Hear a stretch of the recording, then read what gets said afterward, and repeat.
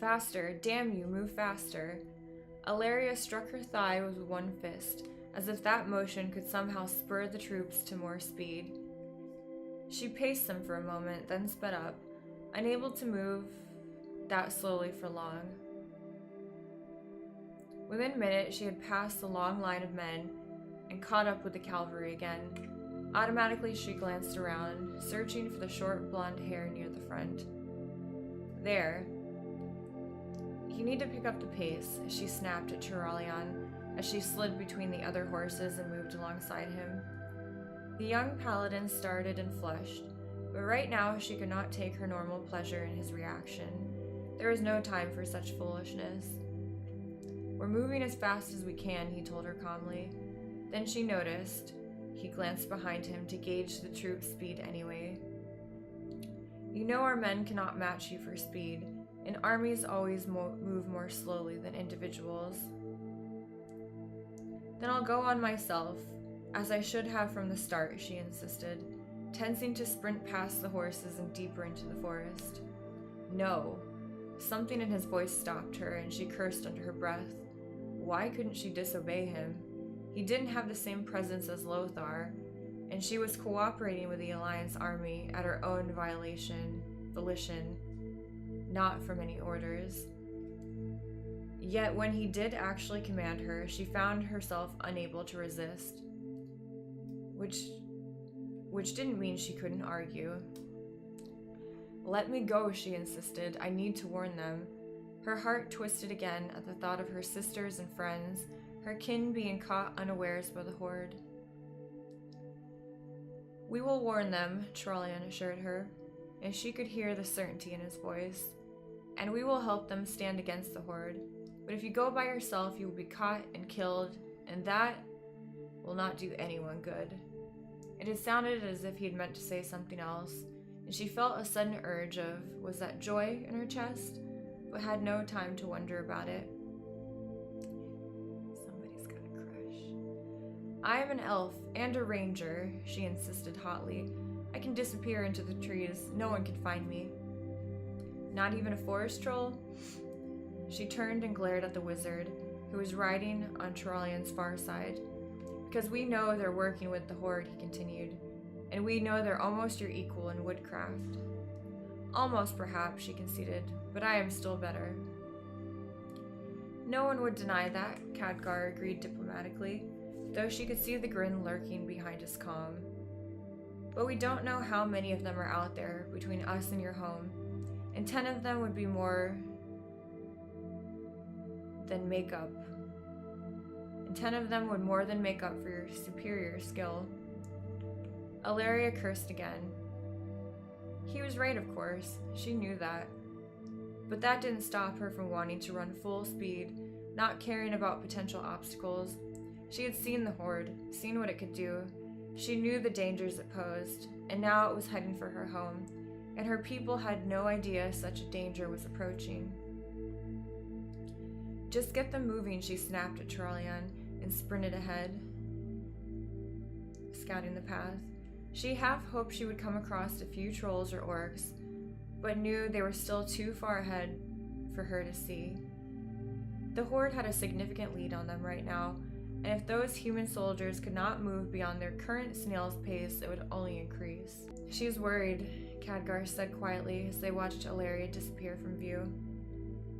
I know, Turalyon replied. I can't blame her. I'd be worried too if the horde was heading toward my home. I was when we thought they would march toward Capital City, and that's as close to home as I've had these past 10 years or more. He sighed. Plus, she's only got half the Alliance army at her back, and only me to command it. Stop selling yourself short, his friend warned. You're a good commander and a noble paladin, one of the Silver Hand, the finest in Lordaeron. She's lucky to have you. Turalyon smiled at his friend, grateful for the reassurance. He only wished he believed it. Oh, he knew he was decent in combat. He'd had sufficient training, and their first clash with the horde had proven he could translate that into real fighting skill. But a leader? Before this war, he had never had to lead anything, not even prayers. What did he know about leading anything? true. As a boy, he had been forward enough, often devising the games he and his friends played, or commanding one of their mock armies when they played at war. But once he joined the priesthood, all of that had changed. He had taken orders from the senior priests, and then after they had brought him to Foul, he'd follow the archbishop's instructions. Upon joining the ranks of the first paladins in training, he had fallen under Uther's guidance, as they all had. Uther had a powerful personality that did not brook dispute. He was also the oldest of them and the closest to the archbishop. Trallian had been surprised Lothar had not chosen Uther as his lieutenant, though perhaps he felt the older paladin's faith might make it difficult for him to interact with less pious men. Trallian had been honored and shocked to be granted such a rank, and kept wondering what he could have done to deserve it, if he did deserve it. Lothar seemed to think so, and the champion of Stormwind had enough experience and wisdom to know. He was an incredible warrior and an amazing leader, someone the men followed automatically, the kind of man who gained respect and obedience from everyone who met him. Already Alliance warriors called him the Lion of Azeroth, from the sight of his shield flashing through the orc ranks at Hillsbrad. Trallian wondered if he'd ever have even a portion of that presence. He also wondered if he'd ever have a fraction of Uther's piety and of his faith, or the powers that bestowed. Trallian believed in the holy light, of course. He had since he was a small child, and serving in the priesthood had brought him closer to that glorious presence. But he had never felt it directly, not its full strength, just glimmers of its attention, or the outpouring of its effect on another. And after seeing the Horde and facing them in battle, he found his faith weaker than ever. The holy light, after all, resided in every living being, in every heart and soul. It was everywhere, the energy that bound all sentient beings together as one. But the Horde was terrible, monstrous. They did things no rational being could do, depraved, horrible things. They were truly beyond redemption, and how could such creatures be part of the holy light? How could its brilliant illumination reside within such utter darkness? And if it did, what did that say about its strength? That its purity and love could be so overpowered? But if it did not, if the Horde was not part of the holy light, then it was not universal, as Trallian had been taught. And what did that mean about its presence and its strength, and about the relationship of every being to every other being? He didn't know, and that was the problem. His faith had been severely shaken. He had tried praying since meeting the Horde, but it had been empty words. His heart was not into it. And without that commitment, the words meant nothing, accomplished nothing. Trallian knew the other paladins could cast their blessing upon soldiers, could sense evil, could even heal grievous wounds, but with a touch. But he could not.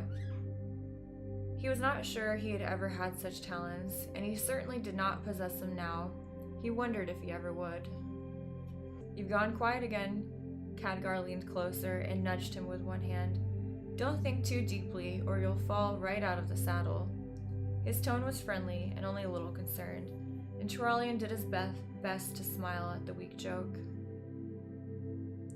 "I'm fine," he assured the old seaman mage, "just wondering what to do next." "What do you mean?" Khadgar glanced around and looked back at the troops marching behind them. "You're doing fine. Keep the men moving, make the best time we can, and hope we catch the Horde before they can do too much damage." "I know," Trallian frowned. "I just wish there was some way we could pass them and reach Kael Thalas first. Perhaps Illyria's right. Maybe I should let her go on ahead. But if she got caught, if anything happened to her..." He trailed off and glared at Khadgar, who was now grinning openly. "What?" "Oh, nothing," his friend said, laughing. "But if you're this concerned about every soldier, we might as well give up now, because you won't be willing to send any of them into battle for fear they'll get hurt." Trallian swatted at the mage, who ducked the blow, still laughing, and they rode on, the army stretching out behind them. Almost there, Trollian assured Ilaria, who was pacing around his horse as if he was standing still. "I know that," she snapped, barely looking up. "This is my home, remember? I know the distance better than you could." Trollian sighed. It had been a long 2 weeks. Leading the army had been demanding, though he had already done much of the same work on previous marches. The difference was that, before Lothar had been responsible for the final decisions, this time it was all up to Trollian, and that had been an added weight, enough to make him lose sleep most nights. And then there had been Ilaria. All the elves had been on edge the whole way, worrying what might be happening in aLilFoxz. But the others had kept quiet, knowing voicing their concerns would only increase his stress and possibly slow them down further. Not Ilaria.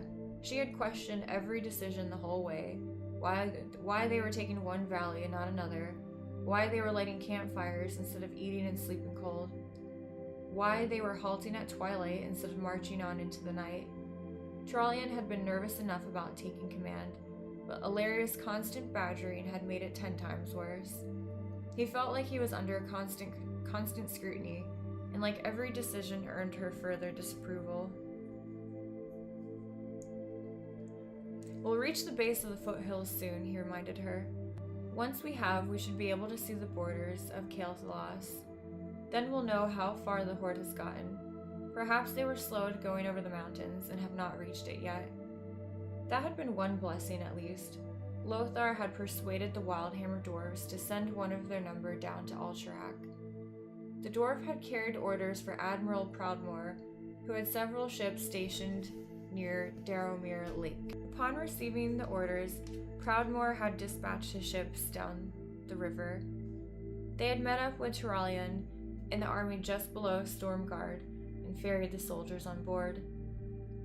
They had then sailed upriver past the mountains, instead of going over them as the horde had done. It had saved them considerable time. Trollian just hoped it would be enough. He would have preferred to sail straight into aLilFoxz, but Ilaria had assured him that would be impossible. Her kin would never allow human ships up their portion of the river. They had been forced to disembark near Stratholm and proceed on foot once again. "Once I see the forest, I'm going on ahead," Ilaria warned. "Don't try to stop me." "I don't want to stop you," Trollian replied, pleased to see a momentary smile cross her face, followed by surprise. "I want you and your rangers to find your brethren and warn them," he reminded her. "I just didn't want you to possibly running into the entire horde on the way. But we're close enough now that if the horde did get there first, we'll be able to distract them. That'll give you time to slip past and rally your kin. Then you can hit them from behind while we attack from the front, and we'll catch the horde between us." Ilaria nodded. She glanced up at him, silent for once, and then laid a hand along his leg. To Trollian, it felt like the touch radiated the heat of a small sun, setting his blood on fire and his limbs tingling. "Thank you," she said softly. He nodded, unable to speak. One of her rangers broke the moment by dashing back toward them. "The end of the hills lies just ahead," he told them quickly. "I can see the trees beyond." Ilaria glanced up at Trollian, who nodded, pleased that for once she was asking permission. She turned and raced away, the other ranger right beside her, but she didn't get far. The 2 elves were still in sight when they stopped as if struck and stared. Then Ilaria wailed, a sound full of such grief as Trollian had never heard. By the light, kicking his steed into a full gallop, Trollian raced to her side, and then froze, tugging his horse to a stop, as he too saw what had upset them so. The foothills had indeed ended, and the majestic forest of aLilFoxz, home of the high elves, spread out before them. Its tall trees swayed gently, almost as if dancing to silent music, and their heavy boughs cast deep shadows upon the land, shadows that somehow seemed peaceful rather than ominous. It was a beautiful scene, full of calm and quiet majesty. Broken only by the thick clouds of gray smoke billowing up from several spots, including one along the front edge, but slightly west of their own position. Squinting, Turalian could see dark figures swarming among the trees there, and great gaps in the leafy canopy alongside them. He could also just make out great tongues of flame licking over thick objects in the empty spaces, and the smell of green wood burning reached them, almost choking them. The Horde had arrived first, after all, and they were burning aLilFoxz. "We have to stop them," Ilaria cried. She spun back toward Turalian. "We need to stop them." "We will," he told her. He looked out a second time, making sure what he saw, then turned to the herald just behind him. "Inform the unit leaders," he announced. "We will ride north through the hills until we are level with the orcs. Then we will charge, taking them unawares. Warn the men to gather water the best they can, and detail several units to put out those fires. We don't want the forest burning down around us." The herald nodded, saluted, and wheeled his horse around, riding back to convey the new orders. Turalian was already turning to Khadgar. "Can you do something to stop the fires?" he asked. His friend grinned. "Will a thunderstorm suffice?" "As long as the lightning does not find any more trees, yes." Turalian turned to Ilaria. Ilaria. She did not respond, but still stared at the smoke, her face pale. "Ilaria!" That snapped her around to face him. "Take your rangers and go. Go! Your brethren are no doubt already fighting the Horde somewhere within the forest. Find them and let them know we are here. We need to coordinate our attacks, or the Horde will crush your people within the trees, and then smother us without." She stared at him, nodding, but still in shock. "Now!" he snapped, hating to speak to her so harshly, but knowing it was the only way. "Or are you too slow to make it to the trees safely?" That earned a sharp glare, as he'd hoped it would, and she snarled at him but turned away. With a few quick words to the other elves and a quick tug to adjust the bow slung across her back, she set off, moving fast as an arrow down the hill and toward the forest. The other rangers flanked her, and soon they had reached the cover of the trees and disappeared into the shadows. "May the holy light protect you," Turalian whispered, watching them go. "May it protect us all," Khadgar said grimly. "We certainly need it."